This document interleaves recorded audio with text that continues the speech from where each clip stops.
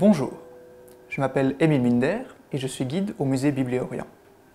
L'objet que je vais vous présenter aujourd'hui est une statuette d'Oran mésopotamienne.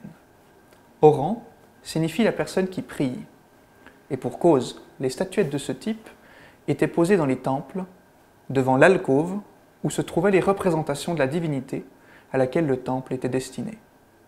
Elles étaient orientées dans la direction de la divinité et représentaient à une échelle plus petite les actes de dévotion adressés aux dieux et aux déesses. Cette statuette en albâtre avait très vraisemblablement des yeux en lapis-lazuli, semblables à ceux des statuettes du même genre retrouvées en Mésopotamie, dans la ville antique de Mari notamment. Ses yeux étaient écarquillés et complètement dilatés, représentant l'extase de l'Oran dans la contemplation de la divinité. Les bras étaient également levés vers le haut. Cette position était une position de prière dans le Moyen-Orient ancien. La question qui doit vous venir à l'esprit maintenant est à quoi ça servait? Les habitants de la Mésopotamie ancienne, tout comme nous, faisaient rarement des choses sans raison. Cette statuette est en réalité la représentation d'un homme qu'il a fait sculpter à son effigie pour qu'elle puisse le remplacer au service de la divinité, lui-même ne pouvant pas rester dans le temple pour prier sans interruption.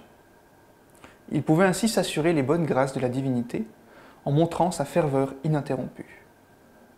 J'aime beaucoup cette statue, car elle interroge le statut de la représentation dans nos sociétés. Il n'est pas possible aujourd'hui d'imaginer qu'une statue d'une personne ou d'une divinité contienne tout ou partie de son identité. Mais dans le monde antique, il en allait tout autrement.